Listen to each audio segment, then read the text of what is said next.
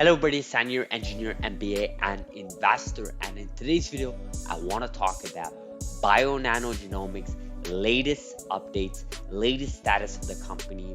Our last video on this company was a few weeks ago.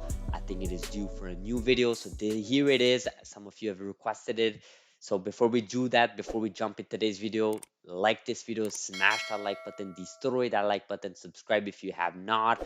Really does help the channel. We don't ask you guys for anything besides our likes and shares and your attention. So this company, Bio-Nanogenomics, I've covered multiple times in the past, and ever since, it looks like the stock price has been trending downwards, right? Ever since this year. In fact, if you do a year to date, clearly you can see from its peak in February when the whole market, the whole biotech market peaked, it has been down almost 80%, right? In fact, probably 80%, right? Which is quite a lot. Okay, this is not just a recession type of thing. This is not just a blip. This is literally a crash. Okay, so I'm not saying anything new. This has been known. You can just Google that yourself. Everybody knows it, especially if you follow this company closely. You know the company price has been down. But again, just like what we saw with CRISPR companies, since February 2021, which means since earlier this year, everything has been trending upwards about the company, about the sector, about the industry, about genomics, about healthcare, except the stock price, right? The stock price of all these companies have been trending downwards. Now, what what could be the reason for that, right? Well, it could be numerous reasons, but obviously we are in a bear market in the biotech space. We can't really say that for other sectors, such as like technology stocks, like fintech, for example. We can't necessarily say that, but we can definitely say that for sure in the biotech space. Now, the biotech space, this is the longest and the worst bear market of all times, right? Keep that in mind, right? After a bear market, a bull run comes up. Okay, you cannot just keep going downward. It just doesn't make sense unless the fundamentals have gone for the worse. And that's what I want to boil this video down to. The question is, since earlier this year, has bio-nanogenomics fundamentals, meaning their Sapphire system, meaning their company's pipeline, their products, their leadership, has it gone downwards? And the obvious answer to that is no. It has not gone downwards. Even if you barely follow this company, you would know this. You would know this that things have been going upwards. More Sapphire systems sold, better leadership acquired. For example, earlier this summer, before the summer started, I think Rich Shippey joined the company, and he's been an amazing individual contributor to the company, as we saw on Twitter and so on. And again, this is just an example, right? And there was this article here today, I read, and this was on Friday, right? Last Friday, on Yahoo Finance says that the company announced that authors at a University of Texas Cancer Center have published a study using the Sapphire OGM system as an alternative to traditional cytogenomic methods for characterization of SVs, right? A bone marrow disorder inhibiting the production of healthy blood cells, right, which can lead to leukemia. And basically, this paper publishes this. And what this paper does is that it sort of clarifies to the public that this system, Sapphire system from Bio-Nanogenomics, is for real, right? It is improving the results, the accuracy, the efficiency. Look at this 100% coordinate result agreed, right? And then you have significant SV 18% of patients, right? So the Sapphire was actually identified 23 clinical significant SVs, right? This is big numbers. This is significant, right? These types of numbers, you cannot take them for granted. If we're not talking about like driving one more mile from like for an electrical vehicle. This is like revolutionary in terms of healthcare, in terms of patients' health, right? This is extremely important. You want to have these tools to detect that, right? And this is the beauty of this channel is that we talk about CRISPR a lot, editing genes and making sure that we can eradicate diseases and so on. But we have to realize that there's a whole life cycle to this, right? It's not just about picking up disease and fixing them. It's also about being proactive and detecting them. And that's what Sapphire System, for example, could provide, right? And that's just one of their products from Bionanogenomics. The ability of Sapphire to detect 18 more clinical relevant SV bolsters that case, says the analyst, right? Um,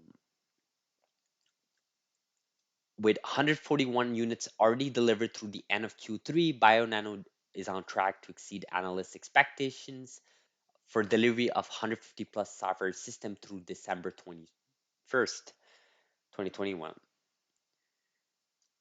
It could be as many as 156 unit placed by the end of this year. So we're looking at the next 2 weeks, right? Because last week won't count, right? It's holidays, right? So let's take a look at some other numbers here. Estimates that each Sapphire unit translates about $150,000 in revenue for BioNano. The analyst expects a rate of 20 tests run per unit per month at $500 per test should be generated in excess of 110,000 in recurring revenue annually. So that's what you're looking for, right? That subscription type of business where you can recur your revenue without quote unquote doing nothing, right? Obviously, you're doing stuff by doing like support and maintenance, right? We call it SMA in some industries, but this is the B2B side of business, right? These are big contracts where you go for years and years, right? It's not just you sell it to a customer and then, goodbye, have a great day. It doesn't work like that. These are lucrative contracts. There's the good side here is that they're big contracts, they're long-term contract. B2B is definitely, for the long term. The bad side of it is that you're sort of hooked on these types of contracts where you need to maintain and you need to deliver, right? You can't just, you know, let that customer go, right? End of life have to be scheduled, and these have to be years and years forward, right? But that's another topic for another day. I didn't want to go uh, in that rabbit hole for today. But basically, if you look at this here, the press release of Bionanogenomics, everything is, look at this, like these are good news, right? This is a study we talked about.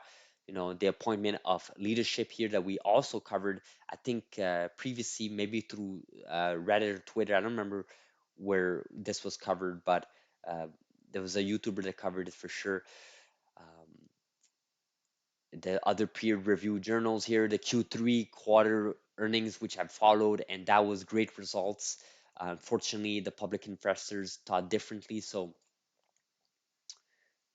looking at Reddit a little bit here, uh, there's, why the hell is this community quiet?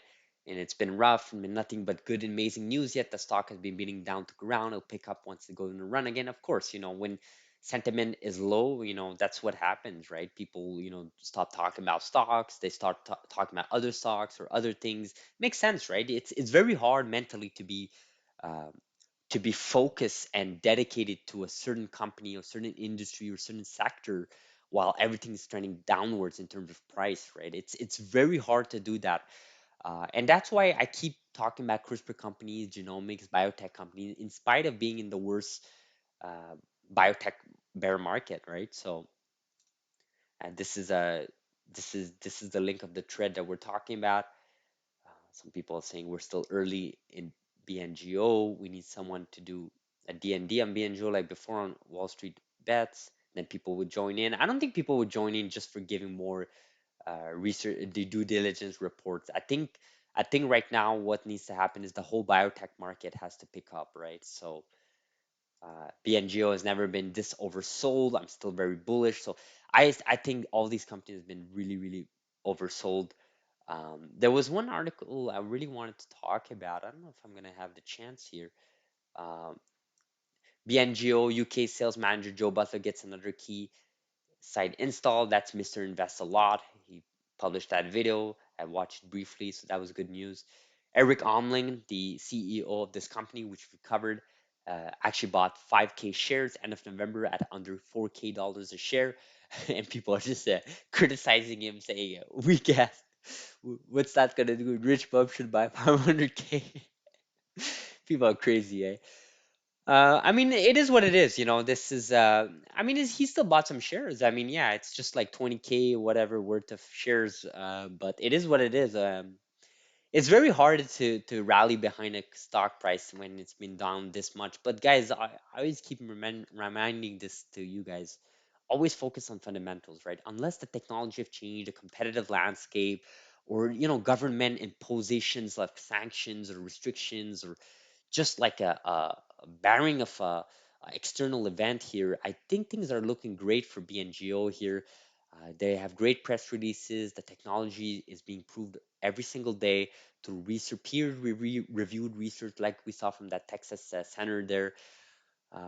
And then you have to let time play out, and then you have the whole sector, boiling to where it is right now, getting ready for, in my opinion, a huge bull run. But again, not financial advice.